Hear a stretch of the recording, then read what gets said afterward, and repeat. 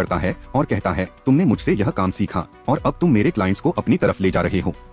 इसे बंद करो वरना यह बहुत बुरा होगा। अब दृश्य बदलता है और हम याहू को अस्पताल में देखते हैं क्योंकि उसके पिता की तबीयत फिर से बिगड़ गई है।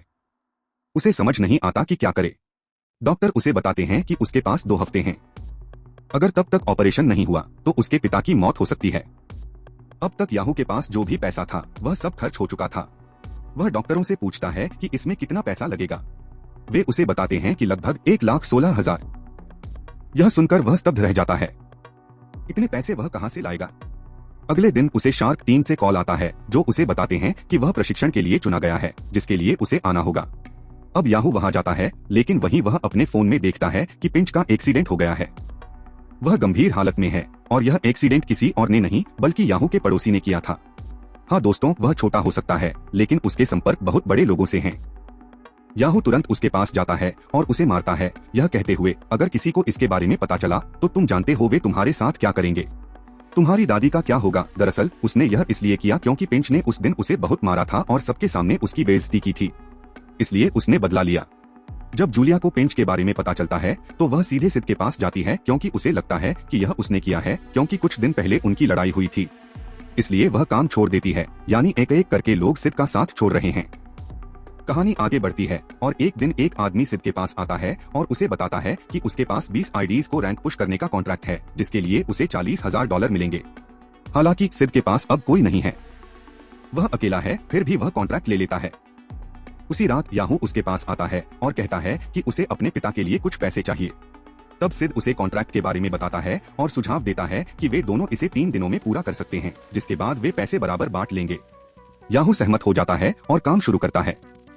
लेकिन दोस्तों, यह काम इतना आसान नहीं है क्योंकि हर आईडी को कुछ घंटों में कॉन्कर रैंक तक पहुंचाना असंभव है। फिर भी याहू अपनी पूरी मेहनत इसमें लगाता है। इस बीच सिड देखता है कि उसका ग्राफ अब तेजी से गिर रहा है। सभी क्लाइंट्स गायब हो रहे हैं।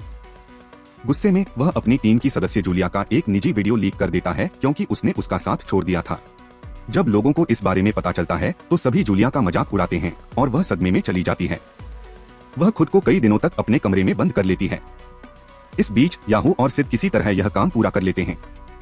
इसके बाद याहू अपने हिस्से के पैसे लेने सिड के पास जाता है लेकिन सिड उसे बताता है कि उसे और आईडीज पुश करनी होंगी, उसके बाद ही पूरा भुगतान मिलेगा।